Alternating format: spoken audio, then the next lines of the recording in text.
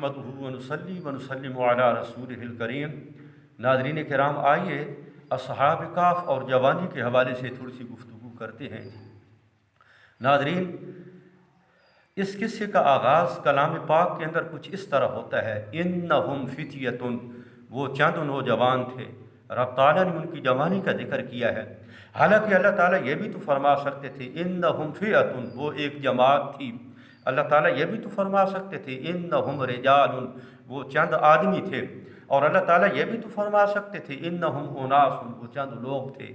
اللہ تعالیٰ یہ بھی تو فرما سکتے تھے انہم عبادی، وہ میرے چند بندے تھے۔ اللہ تعالیٰ یہ بھی تو فرما سکتے تھے انہم اولیائی، کہ وہ میرے چند دوست تھے، نہیں بلکہ فرمایا انہم فتیۃ، وہ چند نوجوان تھے۔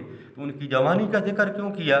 مفسرین نے لکھا ہے کہ انہوں نے جو اقدام کیا بہت بڑا اقدام تھا، یعنی کہ انہوں نے جو قدم اٹھایا وہ بہت بڑا قدم اٹھایا، اور ایسا قدم اٹھانا نوجوان کے لیے انتہائی مشکل ہے۔ کون سا قدم؟ آپ نے گھر بار کو چھوڑا، والدین کو چھوڑا، بہنوں کو، بھائیوں کو چھوڑا، تمام رشتہ داروں کو چھوڑا، اپنی اولاد کو چھوڑا، اپنے وطن کو چھوڑا، اپنا تمام تر سکون اسے چھوڑا۔ کس کے لیے؟ کہ اللہ راضی ہو جائے، اللہ راضی ہو جائے۔ اپنے ایمان کی حفاظت کی خاطر انہوں نے اپنا گھر بار چھوڑ دیا، اپنا وطن چھوڑ دیا۔ در جوانی توبہ کردن شیوہ پیغمبری، در جوانی توبہ کردن شیوہ پیغمبری۔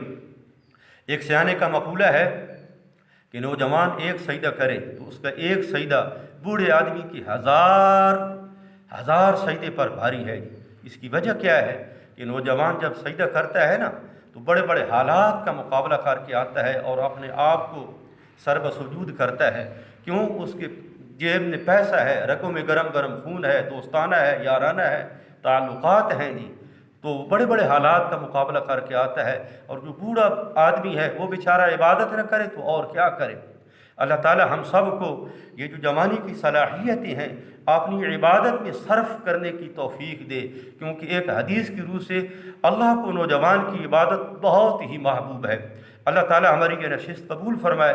وما علینا الا البلاغ۔